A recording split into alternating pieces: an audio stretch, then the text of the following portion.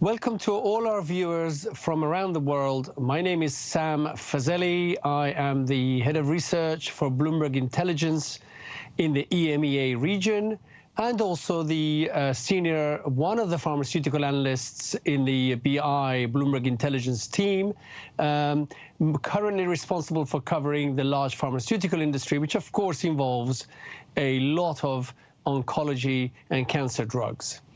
So what I'm here to talk to you today about is how the revolution, which is the only word I can use to describe how the treatment of cancer has moved on in the past 20 years in the field, and also how that has created opportunity and potential, unfortunately, for health inequities and inequalities. So I'm just going to go back a few decades, not that far back. Even as late as the 90s, the only weapon that physicians had for treating cancers of most different types was to use chemotherapy. Everybody is familiar with that phrase. Chemotherapy, by definition, was designed to kill fast-dividing cells and to spare as much as possible the rest of the human body. So the idea being that tumors are fast-dividing cells, therefore chemotherapy should interfere with their ability to divide and hence stop the tumor or kill it, and not cause too many side effects. But of course we all know what some of the classic side effects of chemotherapy are, the ones that are most visible, which are the loss of hair, alopecia, and problems with the epithelial cells in the mouth, in the throat, etc., all to do with the fact that they are fast-dividing cells. And then what happened was that the biology around the understanding of cancer, the evolution of cancer, and how it develops and how it metastasizes, i.e. leaves the primary tumor and goes to other parts of the body, which is often what is the final thing that kills, unfortunately, the patients who suffer from cancer. As the understanding of that biology improved, as the understanding of the immune system improved, several events happened in the past 20, 25 years, I would say.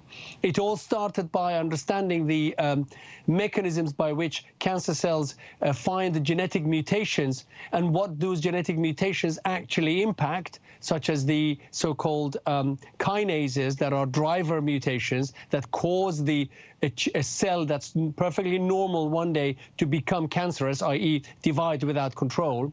So chemists and pharmaceutical industry and scientists were able to develop drugs that inhibit those specific mutations, or at least the protein product of those mutations, so kinase inhibitors, as they're called. And those were some of the first treatments that became more and more specific for targeting cancer cells.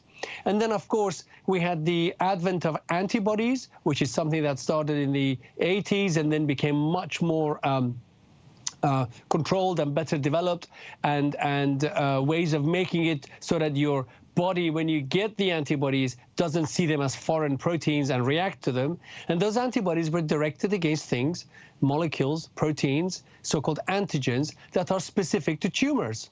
So some of the well-known ones, which are now, I could say, generic or biosimilar in the world of pharmaceuticals, are Herceptin, Avastin, and Rituxan. These were major sellers in the world of oncology drugs, and they had very specific targets, and therefore they were able to give you better cancer result at a more controlled side effect profile. And then everything has mushroomed since then. You have ways of harnessing the immune system, or at least unleashing the immune system to attack the tumors. Those are called checkpoint inhibitors. Again, antibodies, but they stop the cloak that the tumor puts around itself to stop it, to make it invisible to the immune system. In many patients, it removes that cloak so that the immune system, the so-called cellular immune system, the T cells of the immune system, can attack the tumors. And you're getting phenomenal effects here. And we've seen data from some clinical trials where you're basically curing a percentage of patients, but of course not all. And then we have other ways of, current ways of delivering chemotherapy, but much more targeted. So you're marrying the antibodies that were developed to target tumors with a chemotherapy payload, and therefore that chemotherapy ends up only in the tumor or mostly in the tumor. And then you get phenomenal efficacy. All of this has happened in the past 20 years, and you're getting continually evolving better and better treatment of cancers of all types. Example, I think I have heard physicians who treat melanoma say, in a normal world, before the advent of immunotherapy for cancer, they would perhaps write several, unfortunately, death certificates in a week. After the advent of immunotherapy, which was first approved for melanoma, that went down to a few in a month. That's significant. Unfortunately, most of these therapies, number one, require expensive and difficult to do for non-specialized centers diagnostics. You need to identify the tumor. Is this the right drug for it, or is another drug right for this particular cancer? And I'm talking even within one cancer, which we call, say, lung cancer, there are so many subdivisions of it. So you need these expensive diagnostics. And at the same time, each time one of these therapies was approved, the price went up.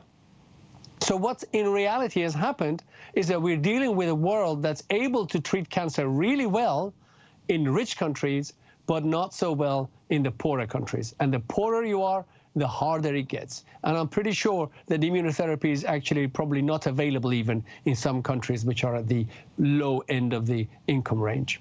And on top of that, you've got new diagnostics that are coming that try and use blood markers to identify people early on at risk of cancer. And even that is going to require expensive equipment and expensive systems and ability to be able to follow that and treat patients. So unfortunately, the revolutionary oncology is leaving a large proportion of the human population behind. And that's something that we need to really think very hard about. How do we fix that problem? Thank you for joining me today.